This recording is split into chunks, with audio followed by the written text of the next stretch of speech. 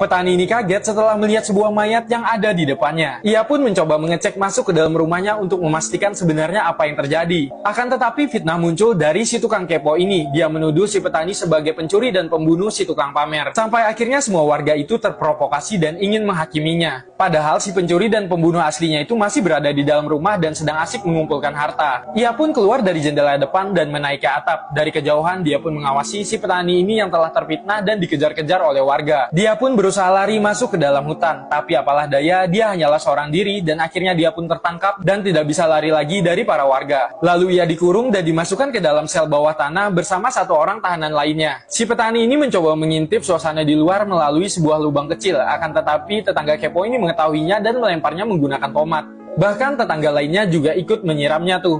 Satu tahanan lainnya yang juga ada di dalam sel itu juga ikut melemparnya. Akhirnya mayat si tukang pamer yang masih tergeletak ini pun dikuburkan oleh para warga. Dan yang paling gilanya lagi, si pembunuhnya tuh juga ikut menguburkannya. Bahkan dia yang mendapatkan job untuk menggali lubang kuburannya tuh. Dan sampai sekarang dia tuh hidupnya masih nyaman-nyaman aja. Setelah tanaman si petani berhasil berbuah, si penjahat ini malah menebangnya dan memanennya. Yang mana dari batang pohon itu mereka membuat sebuah alat untuk hukuman pancung. Ya, itu adalah sebuah alat eksekusi untuk mengeksekusi si petani dan satu tahanan lainnya. Di sana tumben sekali ia melihat para warga hidup dengan damai dan saling bercengkerama satu sama lainnya. Bahkan mereka terlihat bekerja sama untuk membuat alat hukuman pancung ini. Secara diam-diam, istri tetangga ini memasukkan sebuah skop dan memberikannya kepada si petani. Si petani ini pun menggunakan skop itu untuk menggali tanah dan ia pun akhirnya bisa kabur dari penjara itu. Setelah itu dia pun perlahan mengendap-endap agar tidak ketahuan dan mencoba kabur dari komplek para kriminal ini. Tapi si tahanan satu ini pun berteriak memberitahukan kalau si petani itu sudah kabur.